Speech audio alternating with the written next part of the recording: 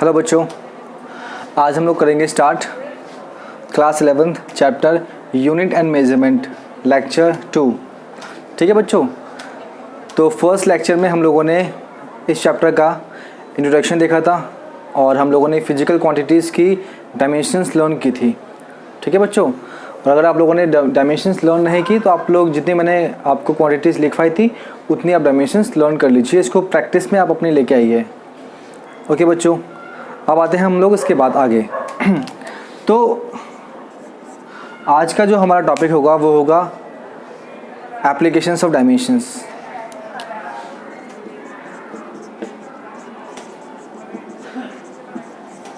Applications of dimension. ये जो dimensions होती हैं फिजिकल क्वांटिटीज़ की, इनकी एप्लीकेशंस क्या हैं? ठीक है, जैसे कि जो वेलोसिटी की डायमेंशन फार्मूला क्या है, LT-1। फोर्स का डायमेंशन फार्मूला MLT-2।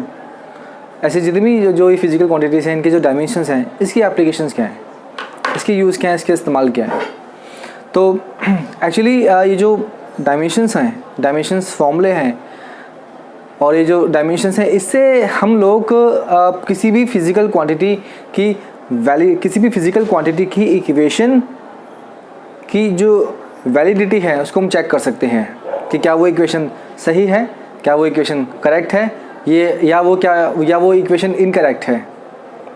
ठीक है बच्चों, तो हम लोग किसी भी इक्वेशन की करेक्टनेस को, उसकी वैलिडिटी को हम लोग चेक कर सकते हैं।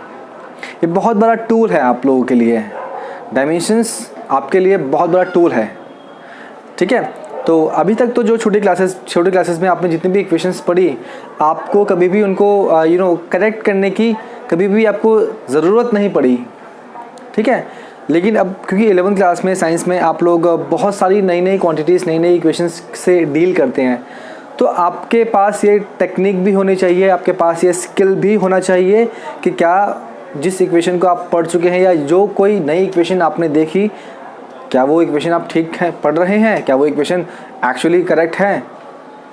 ठीक है, तो ये हम लोग जान सकते हैं डायमेंशंस की हेल्प से। एक तो ये बात है, और दूसरी बात जो दूसरा इसका एप्लीकेशन है, दूसरा इसका एप्लीकेशन ये आपसे कहता है कि आप एक सिस्टम से दूसरे सिस्टम में कैसे कन्वर्जन कर सकते हैं।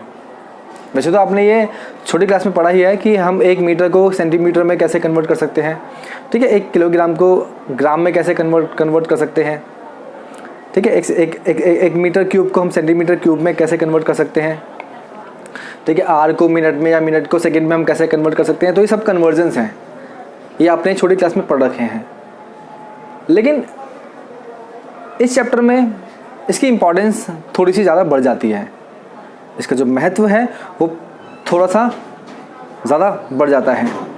तो मैं आपसे कह रहा था कि इस चैप्टर में कन्वर्जन की इम्पोर्टेंस थोड़ी सी ज़्यादा है, क्योंकि कभी कभी आपके सामने ऐसे कन्वर्जन आ जाएंगे जिनको आप लोग डायरेक्ट मेथड से नहीं कर पाएंगे। तो यहाँ हमें डायमेंशंस की हेल्प लेनी पड़ती है, और डायमेंशंस की हेल्प लेने के बाद आप बड़े ही सिंपल तरीके से उस कन्वर्जन को कर पाएंगे। तो ये भी हमें सीखना है इस चैप्टर में। ठीक है ना, ये हमारी सेकेंड एप्लीकेशन पे है। और तीसरी एप्लीकेशन, जो थर्ड एप्लीकेशन है इसकी, वो जो अलग अलग टर्म्स में, अलग अलग फिजिकल टर्म के बीच हमें एक रिलेशन बनाना है, रिलेशन। तो डायमेंशंस की हेल्प से हम लोग अलग अलग फिजिकल टर्म के बीच रिलेशन को इस्टेब्लिश कर सकते हैं।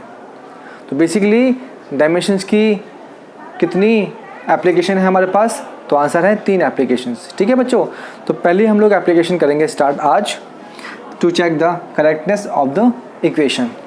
ठीक है बच्चों, अब ये जो एप्लीकेशन है, इस एप्लीकेशन का एक प्रिंसिपल है। ठीक है बच्चों, और उस प्रिंसिपल का नाम है ये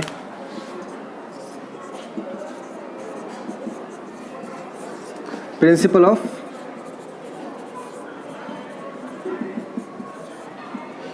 होमोजेनिटी। Principal of homogeneity. अब ये प्रिंसिपल ऑफ होमोजेनिटी की मीनिंग क्या होती है बच्चों? ठीक है, तो इसके लिए मैं आपसे एक क्वेश्चन पूछता हूँ और आप अपने आप में इसका आंसर दीजिएगा मुझे। तो जैसे मान लो कि आपके पास 5 kg शुगर है, ठीक है बच्चों, चीनी है 5 kg, और आप मार्केट में गए और आप वहाँ से कोई कपड़ा लेके आए, कपड़ा, आपके पास कपड़े की लेंथ है 5 मीटर, ठीक है। तो 5 kg शुगर और 5 मीटर कपड़े को ऐड करके बताओ कितना आंसर आएगा बच्चों, ठीक है। तो आपका आंसर है कि हम इन दोनों फिजिकल क्वांटिटी को आपस में ऐड नहीं कर सकते, ठीक है ना। तो ऐड ना करने का रीज़न क्या है बच्चों?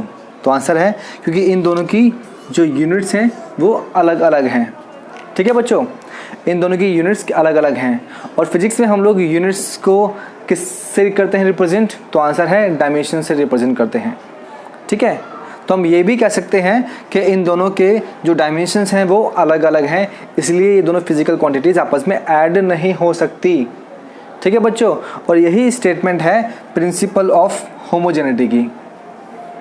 प्रिंसिपल ऑफ होमोजेनिटी क्या कहता है आपसे कि the two quantity can not be added together if they have the different dimensions, ठीक है। और इसको हम लोग ऐसे भी बोल सकते हैं, the two physical quantity can be added together if they have the same dimensions, ठीक है। तो ये स्टेटमेंट है इस प्रिंसिपल की। तो आप इस प्रिंसिपल की पहले स्टेटमेंट नोट कर लीजिए।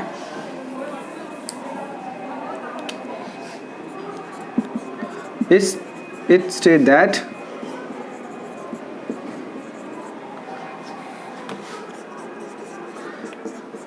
the two physical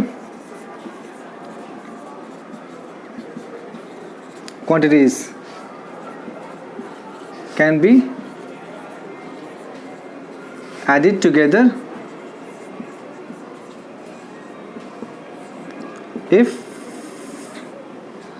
they have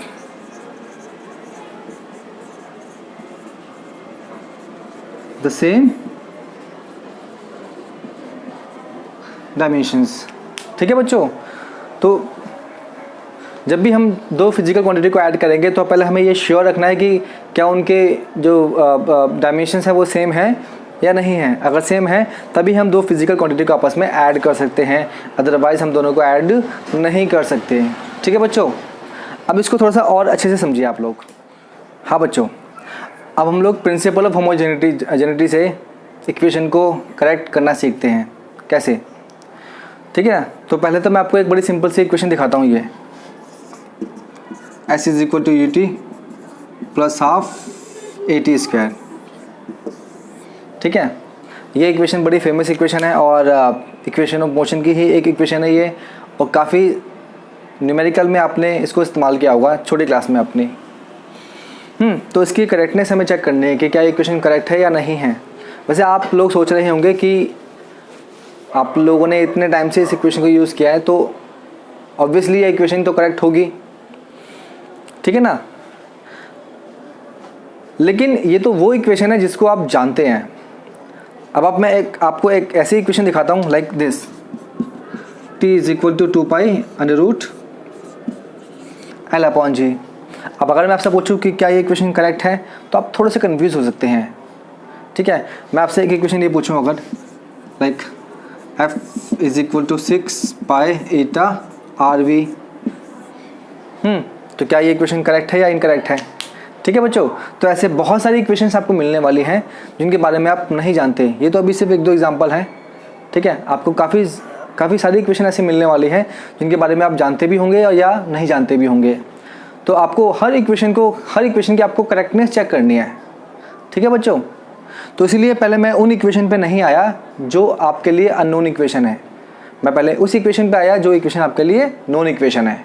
पहले हम लोग इसको सीख लेते हैं, फिर हम लोग धीरे धीरे करते करते उन इक्वेशन पे भी आएंगे जो आपने नहीं देखी, आपने नहीं सुनी, इवन दो उसके बाद भी आप लोग उनको करेक्ट करना, उनकी वैलिडिटी को आप चेक कर सकते हैं, ठीक है बच्चों। तो पहले हम लोग इस इक्वेशन के साथ डील करते हैं, चेक करते हैं कि इसकी करेक्टनेस हम कैसे चेक करेंगे। देन उसके बाद फिर हम लोग बात की इक्वेशन में आते हैं। ओके, तो इक्वेशन को करेक्ट करने से पहले मैं आपको एक बात समझा दूं कि जब भी आप इक्वेशन को करेक्ट करें, और जो मैं आपको ये बात समझा रहा हूँ ये आप लोग नोट रखना अपने दिमाग में, इसको अच्छे से फिट कर लेना बच्चों, ठीक है।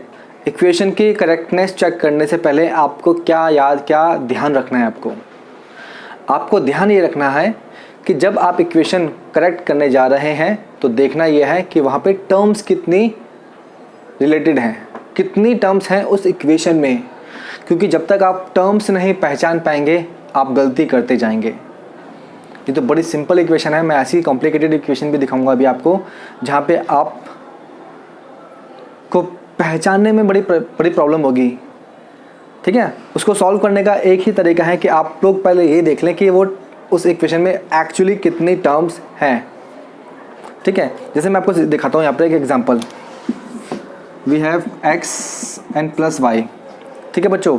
अब यहाँ पे कितने अपने पास टर्म्स हैं, एक टर्म्स x है और एक टर्म y है, तो यहाँ पे हमारे पास दो टर्म्स हैं, ठीक है। एक जरा यहाँ देखो आप, x plus Y is equal to m into n, ठीक है।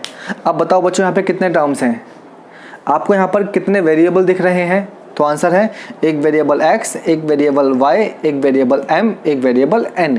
यहाँ पर 4 वेरिएबल्स हैं, तो टर्म्स कितने हैं यहाँ पर, आंसर है यहाँ पे टर्म्स हैं 3 टर्म्स हैं, एक टर्म x, एक टर्म y और एक term m into n।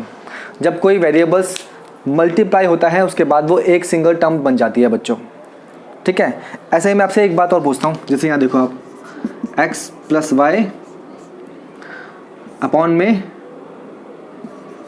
m into n, ठीक है बच्चों। अब यहाँ पे कितने वेरिएबल्स हैं, तो आंसर है यहाँ पर x एक वेरिएबल है, y एक वेरिएबल, m एक वेरिएबल और n एक वेरिएबल है, तो यहाँ पे कुल 4 वेरिएबल्स हैं बच्चों। तो अब मैं आपसे पूछता हूँ कि यहाँ पे टर्म्स कितने हैं, तो आपका आंसर क्या होगा, तो बच्चों इसका आंसर है यहाँ पर एक सिंगल टर्म है, बस यहाँ पर एक ही टर्म है, यहाँ पर एक ही टर्म है बच्चों। हाँ बच्चों, तो अब आप लोगों ने टर्म्स को तो समझ ही लिया है, बाकी एक्चुअली इसको आपको समझ में तब आएगा जब हम इसके न्यूमेरिकल्स या इनके जो क्वेश्चंस हैं उसे आप सॉल्व करना स्टार्ट करेंगे। तो अब आते हैं हम लोग अपनी फर्स्ट इक्वेशन पे, पहले ट्राई करते हैं इसको। हम लोग चेक करते हैं कि क्या इक्वेशन करेक्ट है और इनकरेक्ट इक्वेशन है ये, ठीक है ना, डायमेंशन की हेल्प से चेक करते हैं। तो अभी फ़िलहाल इसमें मैं आपसे फिर से पूछता हूँ कि इसमें कुल कितने टर्म्स हैं, तो आंसर है यहाँ कुल 3 टर्म्स हैं, एक s, एक ut, ये मल्टीप्लाई में है तो एक सिंगल टर्म है, हाफ at स्क्वायर ये मल्टीप्लाई में है तो ये भी एक सिंगल टर्म है। तो we have 3 terms, first second and third, ठीक है बच्चों। अब 1 बाय 1 एक एक टर्म करके हम लोग इनकी डायमेंशन को हम लोग चेक करते हैं। तो पहले हम बात करते हैं टर्म फर्स्ट की, टर्म फर्स्ट s क्या है, डिस्टेंस पे। अब डिस्टेंस का डायमेंशन इक्वेशन क्या होता है बच्चों, तो हम जानते हैं l। अब बात करते हैं हम लोग टर्म सेकेंड की, ठीक है बच्चों। सेकेंड टर्म क्या है हमारे पास, u इंटू में t, u means velocity and t for time. तो वेलोसिटी का डायमेंशन फॉर्मूला क्या है बच्चों, l t माइनस 1 और t टाइम से मल्टीप्लाई कर दिया इसको। अब t minus 1 t plus 1 cancel हो गया आपस में, यहाँ पे आ गया ये l। तो ut का डायमेंशन फॉर्मूला क्या है l और s का डायमेंशन फॉर्मूला क्या है l। अब बात करते हैं अपने टर्म थर्ड की, टर्म थर्ड में हाफ at स्क्वायर है। मैंने आपसे कहा था कि हाफ एक कांस्टेंट टर्म है और कांस्टेंट टर्म को हम लोग कंसीडर नहीं करते डायमेंशंस में। अब इसमें हम लोग सिर्फ लेंगे a और t स्क्वायर, तो एक्सेलरेशन एंड t स्क्वायर। अब एक्सेलरेशन का डायमेंशन फॉर्मूला क्या होता है बच्चों, तो आंसर है l t माइनस 2 और t का डायमेंशन फॉर्मूला क्या है बच्चों, तो आंसर है t स्क्वायर। तो इसमें से t से t cancel and we have at square is equal to l।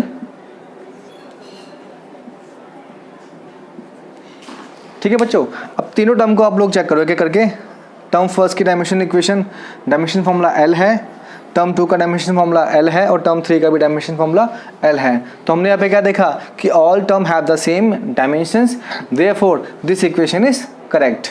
ठीक है बच्चों, आपको लास्ट में ये लाइन लिख देनी है कि all term have the same dimensions therefore the equation is correct. तो ऐसे आपको अपनी इक्वेशन को चेक करना है, उसकी करेक्टनेस को चेक करना है। अब मैं आपसे एक क्वेश्चन और पूछता हूँ बच्चों, पहले से आप खुद ट्राई करना और फिर आप लोग मेरी वीडियो कंटिन्यू करना आगे।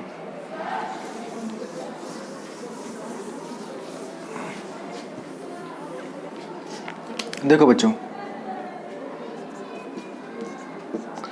We square is equal to U square plus 2as।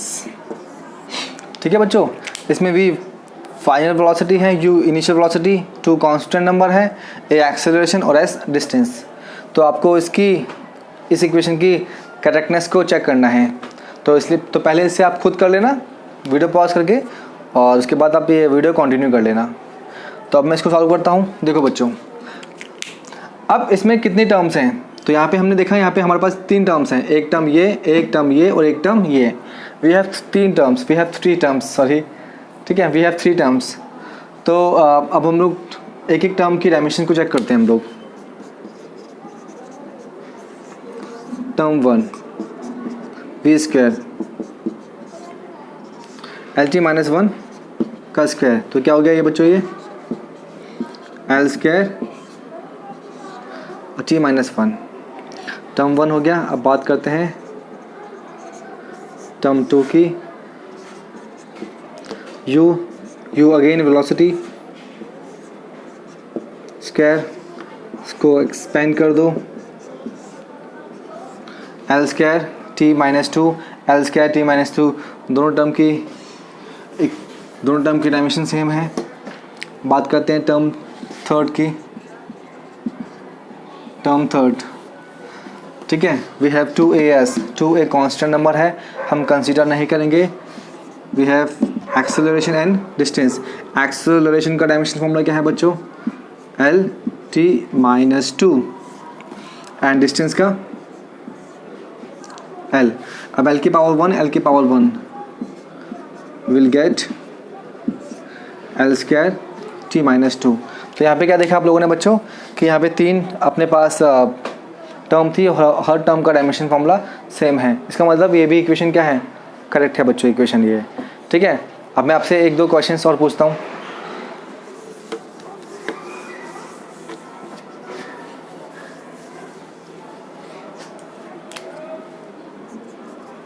Like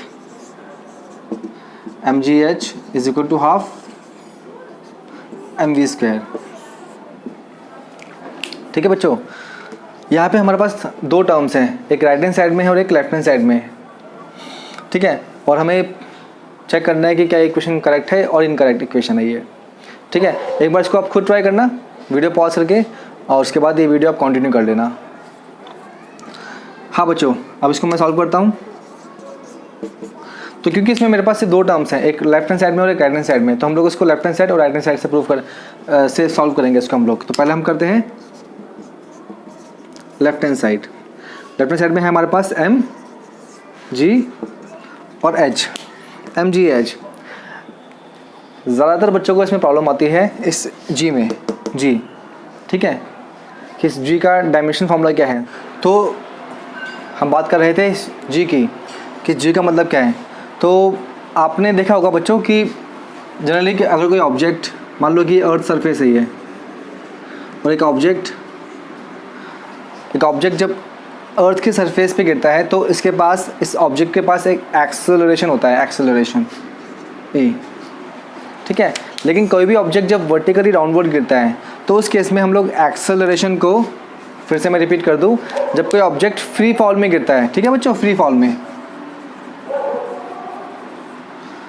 में, तो उसका जो वर्टिकल एक्सेलरेशन होता है उसको हम लोग g के नाम से उसको हम लोग रिप्रेजेंट करते हैं।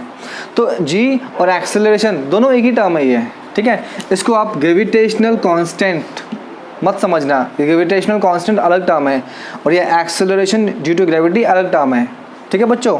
अब यहाँ आ जाओ आप लोग। तो ये जो m है ये तो मास हो गया बच्चों, mass of an object, g acceleration due to gravity, और h जो है वो हाइट है, ठीक है। तो हम लोग इसका निकालते हैं डायमेंशन फॉर्मूला। तो m for mass and g for acceleration due to gravity and H for height, height मतलब लेंथ और लेंथ मतलब कैपिटल L। अब M1 है यहाँ पर L की पावर 1 L की पावर 2, तो L का स्क्वायर और T का स्क्वायर, तो we will have ML square T minus 2। ये आ गया हमारे पास MGH का डायमेंशन फॉर्मूला। ठीक है बच्चों, अब हम बात करते हैं इसके राइट हैंड साइड की।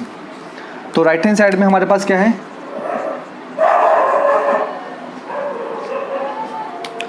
ठीक है। तो राइट हैंड साइड में हमारे पास क्या है यहाँ पर half MV square. Half MV square में आपको हाफ कंसीडर नहीं करना। मैंने पहले ही समझाया था आप लोगों को कि जो भी कांस्टेंट नंबर है डायमेंशन में हम इसे कंसीडर नहीं करते। तो आगे आते हैं हम लोग MV स्क्वायर।